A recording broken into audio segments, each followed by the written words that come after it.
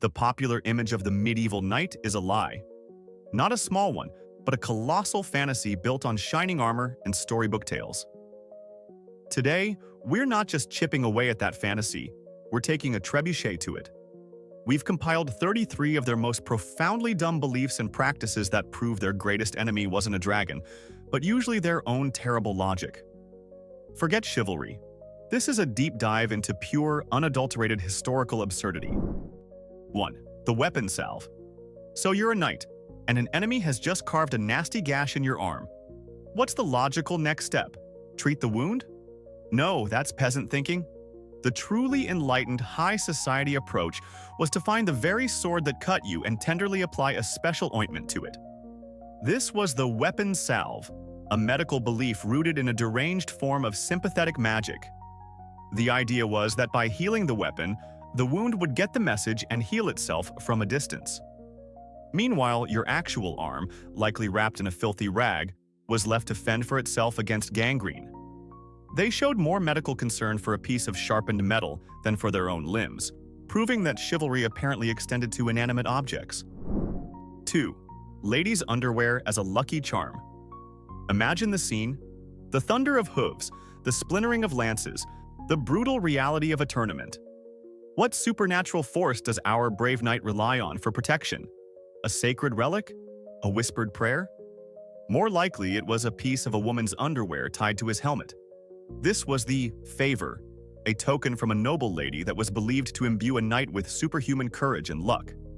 It could be a sleeve or a ribbon, but historical accounts suggest it was often a more intimate garment. It's a spectacular clash of images. A fearsome warrior encased in steel, ready for death, but also deeply concerned about whether his lucky charm, flapping in the wind, properly accentuates his visor. 3. Urine as an antiseptic and rotten meat poultice.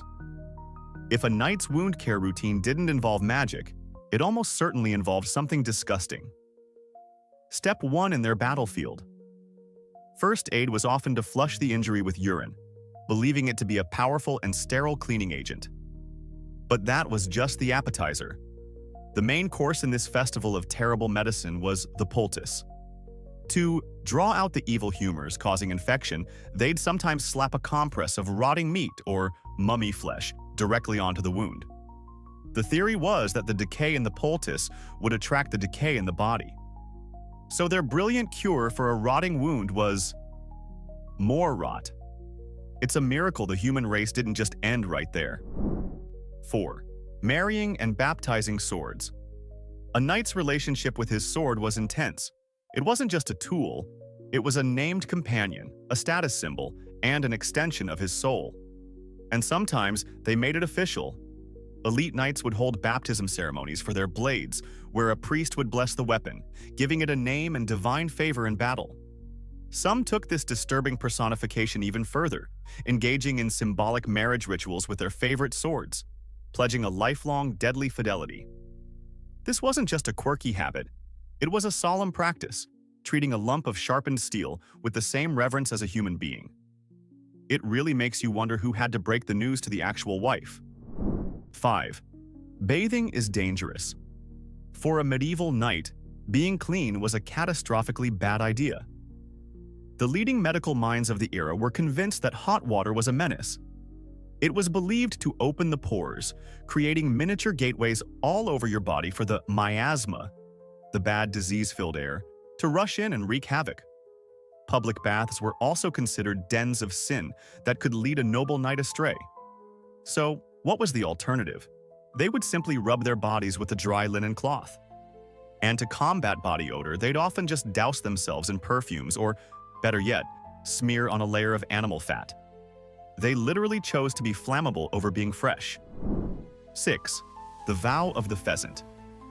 Knights were obsessed with performative honor, and nothing demonstrates this better than the vow of the pheasant. This wasn't just a simple promise.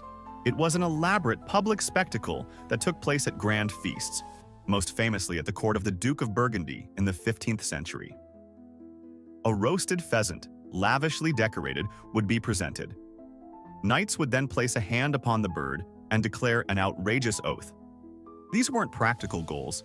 They were things like, I vow to keep one eye covered until I have fought the infidel, or I vow not to retreat more than a single step in any battle for a year. It was pure, uncut bravado, a medieval flex designed entirely for an audience, with little to no regard for tactical sense or basic survival instincts. 7. Animal dung medicine. Let's venture into the nightly pharmacy, where the primary ingredient for many cures was something you'd scrape off your boot. Got a case of baldness? The prescription was a paste of peacock droppings. A bleeding wound? A poultice of dried powdered pig manure was thought to stop the flow. This wasn't fringe folklore. This was high-end medical treatment. They believed different types of dung had unique properties. For a class of men so obsessed with their own purity and nobility, it's profoundly ironic that they were so willing to cover themselves in literal crap in the name of health, fully convinced they were using the most advanced remedies available. 8. Long, pointy shoes made you more manly. How did a knight prove his status and virility when not on the battlefield? Through the absurdly impractical fashion of Poulaines, or Krakows. These were leather shoes with incredibly long, pointed toes. The length of the toe was a direct indicator of your social rank. The longer the point, the more important you were. Some nobles wore shoes with points so long they could barely walk, forcing them to stuff the tips with moss or wool to hold their shape. Sometimes they even had to attach a fine chain from the shoe's tip to a garter at their knee just to move around. This was the pinnacle of masculine fashion, a fearsome warrior who could be utterly defeated by a simple flight of stairs. 9. Astrology dictated warfare. Imagine you're a knightly commander, leading thousands of men. The enemy is vulnerable, the weather is perfect, and your scouts have found a weakness in their lines. Do you attack? Of course not. Not until you've consulted your personal astrologer. This wasn't some minor consideration. It was a critical part of military strategy for some of the most powerful leaders of the age. Decisions on when to march, when to engage, and even when to sign a peace treaty were often dictated by the alignment of the stars and planets. A bad omen, like a comet or an unfavorable position of Mars, could halt an entire army in its tracks, giving the enemy ample time to regroup and fortify. They were entrusting the lives of thousands of soldiers and the fate of entire kingdoms not to sound military tactics, but to the medieval equivalent of a daily horoscope. It's amazing they didn't just surrender every time Mercury was in retrograde. 10. Unicorns were real and very useful. For medieval knights, unicorns weren't just the stuff of fairy tales. They were a legitimate part of the natural world, listed in bestiaries right alongside bears and lions. But their belief went beyond mere existence. The unicorn's horn, known as an alicorn, was considered one of the most powerful substances on Earth. It was believed to be a universal antidote to poison. A king or a high-ranking noble would have a piece of alicorn, usually the tusk of a narwhal sold by clever merchants, which they would dip into their wine to neutralize any potential toxins. This made the unicorn not just a magical beast, but a vital piece of home security. The sheer practicality of it is what makes it so dumb. They weren't dreaming of riding majestic unicorns. They were thinking, how can I weaponize this mythical creature's horn to make sure my scheming cousin doesn't poison my soup? 11. Pissing on enemies. From the walls. During the brutal reality of a castle siege, all rules of etiquette went out the window. While boiling oil and rocks were standard defensive weapons, knights also employed a more personal, more humiliating form of psychological warfare. They would collectively urinate on the attacking soldiers below. This wasn't just a desperate act. It was a calculated insult, a profound statement of dominance. It was the ultimate way of saying, "You are so far beneath me that I will not even waste a proper weapon on you." In a society obsessed with honor and reputation, being drenched in the warm, steaming urine of your enemies was a uniquely demoralizing experience. It's one of the few instances where their belief that pee was useful for something was probably, in its own twisted way, absolutely correct. 12. The invincibility of heavy armor. Myth. A knight in full plate armor looked like a walking tank, a 15th century Terminator. And they absolutely believed in their own hype. There was a pervasive myth that a man in full, high-quality plate was nearly invincible to conventional weapons. This led to a kind of reckless armor courage, where knights would charge into situations that were tactically suicidal, convinced their steel shell would protect them. The reality was far different. While armor was effective, it had critical weaknesses. A well-placed arrow from a powerful longbow could penetrate it. A heavy mace could crush the man inside without breaking the steel. And if a knight fell off his horse into mud or water, his glorious life-saving armor would instantly become a 60-pound metal coffin, dragging him down to a wet, gurgling death. 13. Throwing dead bodies. Over walls. When a siege dragged on for months, knights had to get creative, and their idea of creativity was often horrifying. One of their favorite tactics was an early form of biological warfare. They would use their giant catapults, or trebuchets, to hurl the rotting corpses of dead animals, and sometimes even dead humans, over the castle walls. The primary goal was to spread disease. Based on the miasma theory that sickness was caused by bad smells, they believed the overwhelming stench of decay would create a plague inside the besieged city, forcing a surrender. They didn't understand germs, but they understood that rotting bodies made people sick. It was a terrifyingly effective, if horribly misguided, application of their flawed science, turning the very air the enemy breathed into a weapon. 14. Vegetables were peasant food. For the noble knight, diet wasn't about nutrition, it was about status. And nothing screamed low-born peasant more than eating vegetables. In their worldview, food that grew in the ground, like carrots, turnips, and onions, was considered coarse, dirty, and unfit for a refined palate. A true aristocrat's diet was based on things that existed higher up the great chain of being. Birds that flew in the air, and above all, massive quantities of meat, especially from impressive animals like deer and boar. This meat-heavy diet is what led to widespread health problems like gout. But they embraced it. A knight would rather suffer from excruciatingly painful joints than be caught eating a salad. After all, you are what you eat, and they had absolutely no intention of being a turnip. 15. Dragons were a real threat. We see dragons on fantasy maps as a cool, decorative element. For medieval knights and cartographers, it wasn't a decoration, it was a serious travel advisory. They genuinely believed that distant, uncharted territories were inhabited by real, fire-breathing dragons. Chronicles and bestiaries were filled with detailed descriptions of different dragon species, their habits, and, most importantly, how to kill them. This belief had real-world consequences. It discouraged exploration and trade, and fueled a mythology where knights were the designated dragon slayers of society. It's one thing to tell a heroic story about fighting a dragon. It's another level of dumb entirely to genuinely worry that your trip to the next kingdom might be delayed because a scaly, winged reptile is blocking the main road.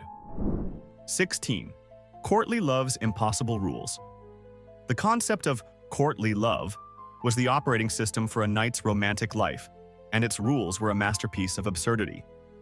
The core principle was that true, noble love could only exist outside of marriage, and was always directed towards a lady of high status who was, crucially, completely unattainable. A knight was expected to fall hopelessly in love with his lord's wife, for example, and then perform heroic deeds in her name, all while never acting on his feelings. The love was meant to be agonizing, secret, and unfulfilled, as this suffering was believed to ennoble the knight. Marriage, on the other hand, was just a practical contract for land and heirs. They essentially created a system where the goal of love was to be as miserable as possible. 17. Refusing to fight on foot. A knight's identity was so profoundly fused with his horse that the two were practically one entity. This created a level of snobbery so extreme it was often suicidal. For many knights, the idea of dismounting and fighting on foot was the ultimate dishonor, an unthinkable degradation that put them on the same level as a common peasant foot soldier. There are numerous accounts of battles where knights, having lost their horses, either surrendered immediately or simply stood there and accepted their fate, refusing to stoop to the level of fighting on their own 2 feet. They would rather be captured or killed than suffer the social embarrassment of being seen fighting like an infantryman. It's a level of arrogance that is truly difficult to comprehend. choosing death over the simple, tactical advantage of not being a stationary target. 18. The Laos Olympics. Now, let's venture into the realm of legend, into a practice so disgusting it sounds like a fever dream. While likely more folklore than a widespread sporting event, the concept of a Laos-off perfectly captures the knights' warped idea of toughness. The story goes that to prove their endurance and utter indifference to hardship, knights would engage in competitions to see who could harbor the most lice on their body. In a world without regular bathing, lice were a constant, itching companion for everyone. But instead of seeing them as a pest, this myth frames them as a measure of a man's grit. The winner wasn't the cleanest, but the most infested, the man most capable of ignoring the crawling misery. It's a powerful symbol of their belief that true strength meant reveling in filth and discomfort, turning a public health crisis into a personal trophy. 19. Jumping from a tower. Here is another belief that lives on the very edge of history and myth, but one that perfectly illustrates the absolute reckless abandon of the knightly mindset. The legend speaks of a brutal, ultimate test of faith and manhood. A potential knight would have to jump from a castle tower to prove his worth. If he survived, it was a sign that God had personally intervened, marking him as chosen and worthy of knighthood. If he didn't, well, he clearly wasn't knight material anyway. While almost certainly not a standard issue entrance exam, the very existence of such a story, the fact that people believed it could happen, speaks volumes. It showcases a worldview where divine favor was not just a belief, but a physical force you could test with your own fragile body. A cosmic game of chicken where the price of losing was everything. 20. The royal touch and the touch piece. If you were suffering from a nasty disease in the Middle Ages, you had a few options: leeches, dung poultices, or, if you were lucky, getting touched by a king.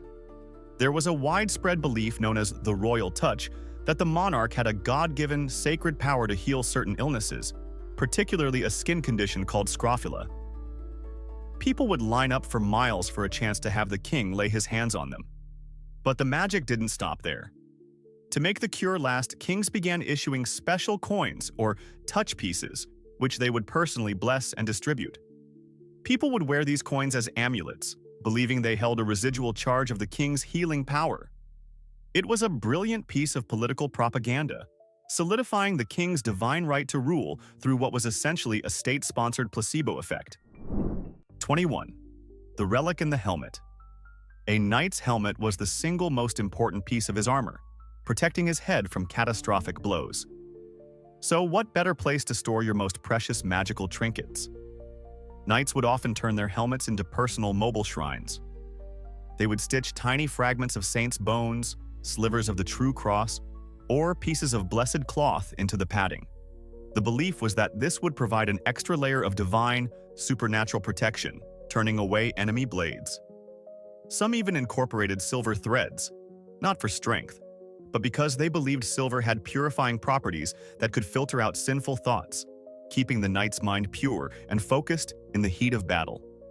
They were essentially wearing a holy force field, hoping a saint's toenail was the difference between a headache and decapitation. 22. Paying for a proxy. Pilgrim. Making a pilgrimage to a holy site like Jerusalem or Rome was a sacred duty, a way to atone for a lifetime of sins. It was also long, dangerous, and incredibly inconvenient. So what was a wealthy, busy knight to do? He'd outsource it. A rich noble could hire a proxy pilgrim, usually a poor but pious individual, to make the entire journey on his behalf. The knight would pay all the expenses, and in return, he believed he would receive all the spiritual benefits and divine grace, all without ever leaving the comfort of his castle. It was the ultimate holy loophole, a way to buy your way into God's good graces from your armchair. It's the medieval equivalent of paying someone to go to the gym for you and expecting to get the muscles. 23. Right to plunder. For a knight, the concept of chivalry had a very convenient off-switch. After a victorious battle or the successful siege of a city, they firmly believed in their sacred, undeniable right to plunder. This wasn't seen as theft or chaos. It was a fundamental and expected part of their compensation, their bloody bonus check. A knight would storm into a conquered town and have the right to take anything of value he could carry, from gold and jewels to livestock and women. This practice was formally recognized and often encouraged by commanders to motivate their troops. It reveals the dark underside of their code of honor. Glory in battle was wonderful, but the real prize was the legally sanctioned looting spree that came right after. 24. Fear of left-handed people. In a world governed by signs and symbols, being left-handed was a terrible omen. The word sinister itself comes from the Latin word for left, and that connection was taken very literally. Left-handed people were widely believed to be unnatural, untrustworthy, and quite possibly in league with the devil.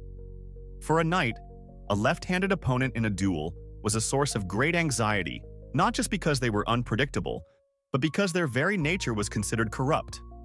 This deep-seated prejudice was woven into their society. Tools were designed for the right-handed seating arrangements at feasts favored the right, and the simple act of writing with your left hand could bring you under suspicion of witchcraft. It was a world where half of your body was considered inherently good, and the other half was pure evil. 25. The chastity belt. We've arrived at one of history's most infamous and misunderstood devices, the chastity belt. The popular image is of a knight locking his wife into an iron contraption before riding off to war, ensuring her fidelity with a key and a prayer. Here's the dumbest part of this belief. It's almost entirely a myth. The vast majority of so-called chastity belts you see in museums are actually forgeries from the 18th and 19th centuries, created during a period of fascination with the barbaric Middle Ages. There is virtually no credible evidence they were a widespread medieval practice. The belief itself, however, the idea that you could enforce loyalty with a piece of hardware, is a perfect window into their mindset. It represents the ultimate fantasy of control, a physical solution to a deeply human problem, which is perhaps the dumbest and most knightly way of thinking imaginable. 26. Hyper-specific saints. The medieval knight's spiritual life wasn't just about praying to God. It was about navigating a massive, heavenly bureaucracy of saints, each with their own bizarrely specific job description. This wasn't just for big things like victory in battle, where you'd call on St. George. This got granular. Did your armor give you a nasty rash? You'd pray to St. Anthony. Suffering from a toothache? St. Apollonia was your go-to. There was even a saint for people with hernias. It was a complete specialization of holiness, as if heaven was a giant customer service center with a different department for every conceivable problem. A knight preparing for war might have to run through a checklist of a dozen different saints, just to make sure all his spiritual and physical bases were covered, from the tip of his lance down to the warts on his feet. 27. The passage of arms. Sometimes a knight had so much honor, testosterone, and free time that he had to invent a completely pointless way to show it off. Enter the passage of arms. This was a bizarre chivalric event where a knight or a group of knights would publicly announce they were going to defend a specific location, like a bridge or a crossroads, for a set period. They would then challenge any other knight who happened to pass by to a joust or a duel. There was no strategic value to this. It wasn't about controlling territory, it was pure, unadulterated showing off, a live-action theatrical performance of their own glory. They would spend fortunes on lavish pavilions, custom armor, and feasts, all for the sole purpose of fighting other knights for no reason other than because they could. It was the medieval equivalent of a ridiculously expensive pop-up event for violence. 28. Refusing to fight on holy days. A knight's piety was often so profound that it became a massive tactical liability. There was a strict, unwritten rule in many chivalric circles that you simply did not fight on major religious holidays, like Good Friday or Easter Sunday. This was considered a grave sin. While that sounds noble, imagine the military implications. An enemy army could march right up to your position, set up their siege engines, and prepare for a devastating attack, all while your knights sat in their tents, refusing to engage because it was a holy day. This wasn't a rare occurrence. It genuinely influenced the outcomes of campaigns. Their enemies, often less concerned with the Christian liturgical calendar, happily exploited this pious vulnerability. It was a case of their faith being so strong, it made them strategically helpless. 29. The right to plunder. Chivalry was a code of conduct for how knights treated each other. For everyone else, there was a different code: the right to plunder. After a city was captured or an army was defeated, it was universally understood that the victorious knights had a sacred right to loot. This wasn't some chaotic descent into madness. It was an expected and formalized part of warfare, considered a key component of a knight's salary. They would methodically strip a town of anything valuable: gold, food, livestock, and, horrifically, people. It was a brutal system that revealed the deep hypocrisy at the heart of chivalry. A knight would risk his life for his honor 1 minute, and the next he'd be arguing with his comrade over who got to steal a peasant's only pig. 30. The curse of red hair. In a world desperately seeking order, anything that stood out was a target for suspicion, and few things stood out more than red hair. This wasn't just a minor prejudice, it was a deeply ingrained superstition. Redheads were widely believed to be untrustworthy, hot-tempered, and associated with biblical villains like Judas Iscariot and Cain. This belief translated into real-world consequences for knights. A red-headed squire might find it harder to gain a master, and a red-headed knight would be watched with an extra degree of suspicion. Some chronicles even describe physical features associated with treachery, and red hair was almost always at the top of the list. It was a form of physiological profiling, where the fate and reputation of a man could be decided by nothing more than the color of his hair. 31. Gout was a noble disease. In one of the most absurd displays of social snobbery in history, knights and nobles managed to turn a debilitating disease into a status symbol.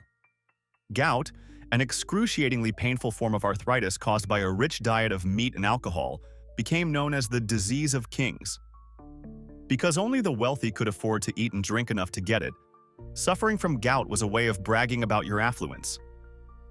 A knight limping from a swollen, inflamed joint wasn't seen as unhealthy. He was seen as successful. It was a visible testament to his life of lavish feasts and fine wine.